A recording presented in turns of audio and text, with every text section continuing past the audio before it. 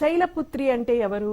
హిమవంతుని కూతురు. మొదట ఈ హిమవంతుని కూతురుగా ఆమె పుట్టడానికి ముందు ఏం జరిగింది అంటే దక్షయజ్ఞం. ఆ దక్షయజ్ఞంలో పరమశివుని ఇంతకు ముందు వివాహమాడినటువంటి సతీదేవి తనలో తానే యోగాగ్ని సృష్టించుకొని అవమానం జరగటం చేత తనలో తాను యోగాగ్ని సృష్టించుకొని ఒక రకంగా ధ్వంసమైపోతున్నప్పుడు మహావిష్ణువు యొక్క సుదర్శన చక్రంతో ఆమె యొక్క శరీర భాగాలన్నీ వివిధ ప్రదేశాల్లో పడటం చేత అవే శక్తిపీఠాలుగా ఆవిర్భవించినాయని చెప్తారు.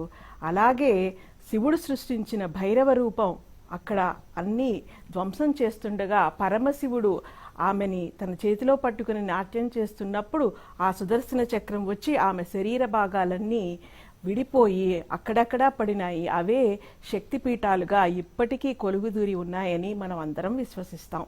ఆమె మరుజన్మలో శివుణ్ణి వివాహం చేసుకోవడం కోసం హిమవంతుని కూతురుగా లేక పర్వతరాజు కూతురుగా పుట్టినట్లుగా మనందరికీ తెలుసు. ఆమెనే శైలపుత్రి అంటాం.